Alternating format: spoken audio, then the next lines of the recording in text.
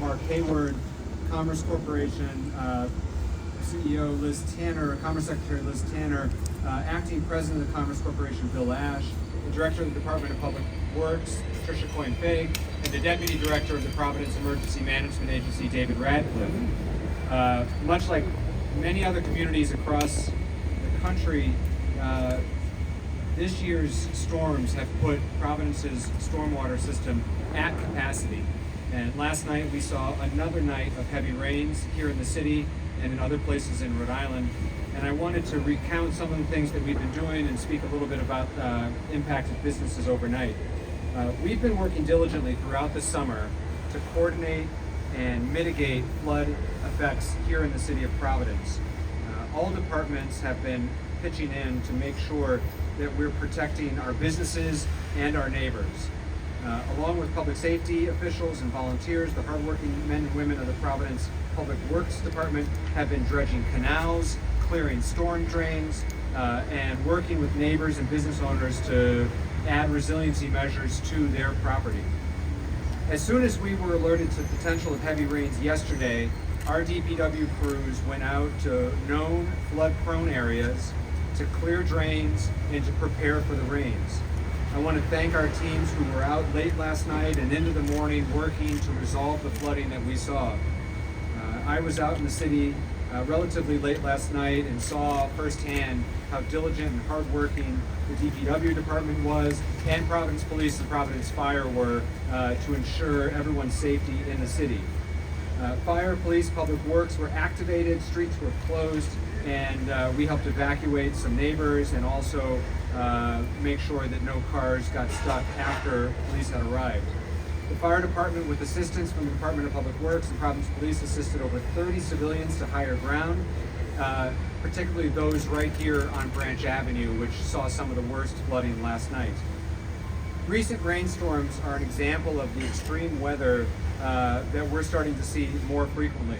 And even the most robust sewer system can't handle as much rain as we've been receiving in recent storms in such a short period of time. We're going to continue to invest in our outdated stormwater system. We are working on other major infrastructure such as our hurricane barrier and integrating resiliency measures into all of our city planning, and have made significant investments through our capital improvement plan to prepare for regrettably more storms like this in the future. Additionally, Providence Emergency Management Agency is collecting all available data to make sure that we're doing proper analysis to refine our future efforts and to better coordinate city services. We need everyone's help in the long term to think about ways in which they can help keep stormwater from reaching the storm drains in the first place through infrastructure changes to their own property, to businesses, and we'll be making those changes in our comprehensive plan this year. I want to remind residents, because we are anticipating more heavy rainfall tomorrow, Wednesday, to please call 311 for city services. Now, this is not an emergency number, but this is if your stormwater system is overflowing, your drain needs to be cleared, you have a known issue on your street, please use 311. In the middle of the storm, if you're experiencing an emergency, that's when you call 911. Like I said, we're following tomorrow's storm closely. We're expecting the potential for another 1 to 4 inches of rainfall, as has been the case, frankly, throughout the summer. The ground is soaked. The reservoirs, and including Canada Pond behind us, is full. And so when we have these sequential storms, even if it doesn't seem like a lot of rainfall, we experience flooding again because the system is at capacity. And so our crews will be out again tonight and into tomorrow, particularly in the known flood zones in Providence on Charles Street, Valley Street, Admiral Street, Eddy Streets, in addition to right here on Branch Avenue. We ask residents and business owners to help prepare for more storms ahead, and of course we're following closely the potential for a hurricane later this weekend. And so we'll have more information on the potential for that later in the week. It's still too early to talk about the track of that storm. I'm going to briefly turn the mic over to Liz Tanner and Mark Hayward to speak a little bit about business resources that may be available to impacted businesses, and we'll come up and take all your questions. Thank you, Brett. Hi, my name is Liz Tanner. I'm the Rhode Island Commerce Secretary. I have with me here Mark Hayward, SBA Regional Director here. And we're here essentially to assess the situation for these businesses. They are particularly busy today. It is our goal, not unlike the Block Island fire a couple weeks ago, to come back to talk to them when they are ready to talk to us about the resources that are available from both state and federal governments. Governor McKee wishes to extend his concern for all these businesses, and we want to make sure that the businesses know that we are here to listen to what their concerns are. We've also been in touch starting last night with both the mayor of North Providence and of Johnston. It appears that there are no businesses affected in North Providence, and the mayor of Johnston is still assessing the number of businesses in Johnston that were affected by this rain. But we do hope that this will be the last of our businesses that are affected, but if there are, we'll come back out and be working with them again. Yeah, just simply we're working very closely with the mayor and his staff, as well as Secretary Tanner and Commerce RI Bill Ash, to make sure that we're addressing all of the needs of the businesses. Right now we're in a information gathering situation similar to what we did on Block Island, and we were very successful in getting an administrative declaration on Block Island in less than 5 days, and hopefully we'll get as much information as we possibly can and move forward from there. I'll take questions. Have there been or will there be any arrests for the people that were doing the looting last night? Yes. Providence Police is actively investigating the reports of looting in the plaza just across from us. They're reviewing security footage and talking to the store owners right now. And if it's determined that there was looting that took place, those responsible will be held accountable. Providence Police are actively investigating. Mayor, you said if, but the Providence Police did come out and state that there were two businesses that had been looted. I believe both stations have that video. We've seen people coming in and out. We have storefront owners who said individuals are coming out with tote bags full of clothes, shoes, sneakers. So we say if, but the fact that Providence Police are saying that this did happen last night. There's a lot of mixed reports from last night, and we're not in any way disputing the business owners, and we are actively working with each and every one of them, and any looting that occurred will be prosecuted, and the police are actively investigating. But there's a lot of security footage to go through in addition to DOT footage from the bridge, so we're working closely. There's no world in which we give a pass to anyone who may have acted illegally last night. It's just in the midst of a storm with a lot of individual footage, including cell phone cameras and otherwise. It takes just a few days to kind of sort through exactly what happened. Mayor, granted that Providence is already struggling with flooding now, if Hurricane Lee does end up impacting us, do you think that we'll be prepared and that our sewers will be prepared? So Providence has trained for years on hurricanes, and my administration has already gone through multiple trainings for the new members of our team. The leadership at Providence Emergency Management has been in place for several years, and so we have some of the best emergency management professionals in the state working here in the city of Providence, and so in that respect I believe we are as prepared as we can be.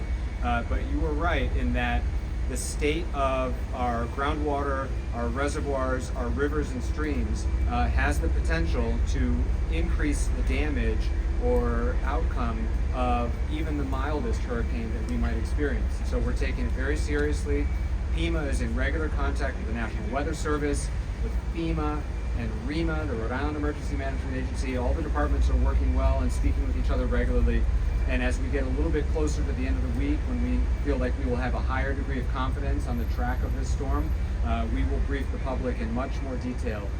But we are prepared, but we also know that the impact could be great given all of the rain we've experienced this summer. I have a couple of things. In Fox Point, you guys announced fortifications to the hurricane barriers a few months for Fox Point and downtown.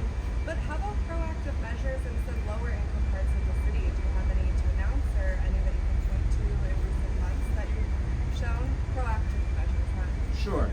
So it is important to note that the hurricane barrier itself, what people think of as the barrier, which is the big gates in the river, is run by the Army Corps of Engineers and receives regular maintenance. The city this year has invested in the street gates that are in both Fox Point and on Eddy Street in South Providence. And those street gates have received long overdue maintenance to ensure that they would function properly in the event of a major storm surge or hurricane. We have made other significant storm sewer upgrades throughout the city, including in low-income and marginalized communities, which is separate from the hurricane barrier entirely and protects against instances like what we experienced last night and over the weekend. A hurricane itself is an entirely different risk than heavy rainfall, and so there's been over $20 million in storm sewer upgrades in the capital improvement plan in this year's budget. We have increased the staffing in our sewer department and have worked with neighborhood groups on other what they would refer to as green infrastructure strategies. I spoke earlier about needing to work with homeowners, residents, and business owners to try to help us keep some of the water from hitting the storm sewers in the first place. We're never going to be able to build a sewer system that will catch every drop of water. And so the better strategy is to help people remove pavement from lots that have been entirely paved over, where the only place for the water to go is into the sewer. To have strategies like rain barrels and bioswales so that we can trap the rainwater where it falls and to let it work its way out naturally so that we don't have to treat it or have an overflowed sewer system. And those strategies are all outlined in the city's climate resiliency plan. And the city's climate resiliency plan has particular focus to what we call climate justice zones, which are neighborhoods that feel the effect of climate change more acutely, which are disproportionately lower income, marginalized communities of color, areas in South Providence and others. And so there have been significant investments in those neighborhoods, and we will continue to execute on our climate justice plan accordingly. As a follow-up, is there funding for people to apply for? Obviously, it costs a lot of money if you want to rip up all the pavement in your yard and install water collection systems. There's not a funding stream currently for redoing a parking lot, for example, but we do have significant funding available for trees, and the tree wells are a way to capture rainwater. It also helps with urban heat island effects. And those resources are actually being specifically restricted to the climate justice zones. And there'll be other programs as we continue to implement the climate justice plan. Steve? Do you have any reports of any looting elsewhere in the city? I'm not aware of any other reports of looting other than right here on Branch Avenue. What's the penalty for looting? I'd have to get back to you on that pending the outcome of the investigation. Mayor, over the weekend, the rain had a big impact on PVD Fest. We've heard from vendors complaining about the way that was handled, saying they think the change in location made it harder for people to get to shelter and that they weren't able to kind of save their stuff and they lost a lot of money. What do you think of the way the rain was handled at PVD Fest, and do you think there'll be any sort of compensation for the vendors? Sure. So first of all, I'm deeply disappointed by the weather and its impact on PVD Fest. Obviously, none of us can control the weather. We lost about an hour and a half of programming, and there was impact to all the vendors and the food trucks on Saturday, and on Sunday we had to cancel entirely. There were multiple lightning strikes within the city of Providence itself. It simply was not safe to be out on the festival footprint on Sunday in particular. The evacuation sites were very close. The evacuation sites included the garage on Dyer Street, which is at the edge of the park. It's as close as it could have gotten, and the CIC building right across Dyer Street, and Plant City and other sites on the South Water Street side of the footprint. And so I feel good about the planning that went into finding those evacuation sites, and we used them. I am really empathetic to the damage done to the businesses, and we're working to see what resources might be available. As the Commerce Secretary and the SBA Administrator talked about, we are similarly in an information gathering mode right now to see how we might be able to either make resources available, or if it becomes a designated event, that there may be reimbursement available from the federal government or otherwise. But right now we're talking to the vendors to try to assess the scope of the damage, to try to see what resources might be available to them. But it's very disappointing to me. I know these are all small businesses, small artisans, and we were so excited to have them a part of the festival, and to have a total washout on Sunday was disappointing for them, all the artists who were prepared to perform, the parade that had just started to muster when the lightning struck, and it was a disappointing day for me. Saturday was, I think, still a great festival, but Sunday was deeply From a disappointing. scheduling standpoint, Mayor, you had said in the news conference preceding PVD Fest that you wanted to move it into what you call the shoulder season. Yes. But we've heard a lot of deep dissatisfaction among people. It competed with a lot of other festivals that were going on in the city, but elsewhere, and may have detracted from the impact it might have had it been at a different time. Yeah, I think PVD Fest, at least our hope is that PVD Fest is different than the Greek Festival or other festivals like that. The decision to move the date, as I've said many times, was made in conjunction and collaboration with the hospitality industry, and it's no disrespect to people who attend the Greek Festival or otherwise. People are generally not booking hotel rooms for festivals like that, and so we do understand that there are other events around the state this weekend, but our decision to try to maximize economic impact was around a festival of a different kind, one in which is a destination regionally. Were people booking hotel rooms for PVD? We're still, yes, we know they were. I was speaking to the general manager of the Aloft, who said that he was sold out for the weekend. But as part of our debrief on the festival, which will take weeks, we'll be trying to quantify the full economic impact. Do you think it'll continue in the future? The festival itself will continue in the future, and we're going to continue to grow. The festival itself has gone through many iterations, and none of the changes this year were permanent. And we continue to learn from our successes and things that did not work out as well as we'd hoped that they would, and we will evolve. And so next year, I imagine there will be other changes as well, and we'll continue to refine to have a great destination arts event for the city of Providence to cement our position as the creative capital of New England. Mayor, do you have The food attendance truck said- estimates for? The mayor said that, sorry. Go ahead, Amy. Yeah. The food vendors had said that it wasn't just the rain, but it was the pedestrian bridge that was sort of a gulf between the entertainment and the food that also cut back on their revenues. A couple businesses said they made less than 50% of what they made the previous year. What's your response? So we're talking to the food trucks to see what worked and what didn't work. Again, the food trucks were quite busy on Saturday. I was there. I was a customer of 2 food trucks on Saturday and spoke to the vendors that I was buying from, and they said that they had had a steady stream of business all day, and that they were very satisfied. Obviously, when they had probably no or almost no sales on Sunday, it's hard to compare apples to apples from previous festivals to this festival when one day was entirely canceled.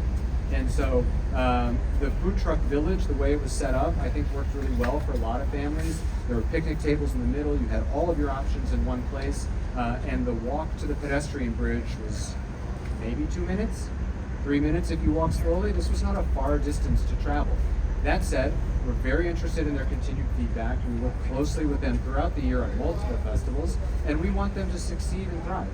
And so we're going to be taking feedback from the artists, from the food trucks, from the craft vendors, to hear what worked and what didn't work, understanding that we can't control for the weather, but the things that we can control for to make adjustments going forward. We can take a few more questions. I understand that there was a missed day and the weather issues that you dealt with. You're still debriefing. But do you have attendance estimates from PVD Fest by any chance? We know it was tens of thousands. We don't have a better estimate than that. We will soon. We review drone footage and make attendance estimates on crowd size based upon aerial photos, which is what has been the process in the past, and we'll be doing that again this year. But again, Saturday, in addition to being disrupted by 90 minutes, was also quite warm. And my personal experience, having spent most of the day there on Saturday, is that the stages that had shade were packed, and the stages that were totally exposed in the sun sort of depended on when the programming was to take place, and people would come out when the performance started, and then as soon as the performance was over, people would go find shade again. It was quite warm, but it was tens of thousands, and we'll have a better estimate in the weeks to come. What are you doing to help residents that were displaced by the flood So last night in this neighborhood in particular, the Red Cross was on site to help families that had to evacuate from a building nearby here. Providence 311 and the United Way are available as resources for any family that needs emergency assistance because they needed to evacuate or otherwise, and we would encourage any impacted family to call us at 311 or use the 311 app. Stop into City Hall, whichever's easiest for you, 311 app or City Hall, and we can connect to emergency assistance that's available to families displaced by extreme weather last night and in future storms. How many families were evacuated? There were 30, I believe there were 30 individuals evacuated last night, but we know that there were more impacted, and so PEMA through the Red Cross is making resources available to those families. Thank you.